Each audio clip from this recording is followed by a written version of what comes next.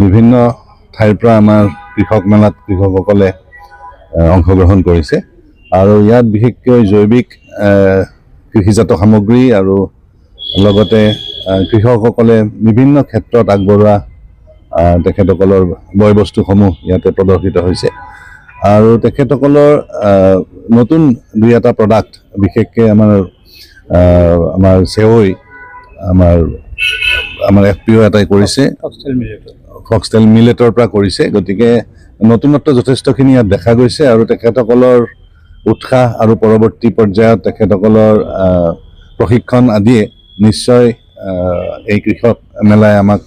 আমাৰ কৃষি ক্ষেত্ৰখন শক্তিশালী কৰিব কোকৰাঝাৰৰ কৃষি ক্ষেত্ৰখন ইয়াত মহিলা কৃষকসকলেও অংশগ্ৰহণ কৰিছে পুৰুষ কৃষকৰ লগতে আৰু তেওঁলোকৰ যিবিলাক প্ৰডাক্ট ইয়াতে ডিছপ্লে কৰিছে মই ভাবোঁ এইটো আমাৰ সকলোৰে কাৰণে এটা শুভ সংকেত যে তেখেতসকলে এনেকৈ ওলাই আহিছে আৰু বিশ্বৰ বিভিন্ন বজাৰত এই সামগ্ৰীসমূহ তেখেতসকলে উপলব্ধ কৰাৰ ক্ষেত্ৰত আমাৰ ডিপাৰ্টমেণ্টে আগবঢ়াই লৈ যাব বুলি মই আশা কৰিছোঁ মই প্ৰথমতে আমাৰ কোকৰাঝাৰ ডিষ্ট্ৰিক্ট এগ্ৰিকালচাৰ ডিপাৰ্টমেণ্টক ধন্যবাদ দিছোঁ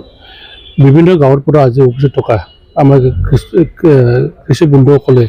যি ধৰণৰ আমাৰ দেখুৱাই দিলে ভৱিষ্যতৰ কাৰণে এইটো উজ্জ্বল আৰু যি অৰ্গেনিক চিষ্টেমত কৰিব বিচাৰিছোঁ আমি ৱেলকাম কৰিছোঁ আৰু ভৱিষ্যত কোকৰাঝাৰ বজাৰত যেন আমি অৰ্গেনিক হিচাপে খাব পাৰোঁ এইটো মই কামনা কৰোঁ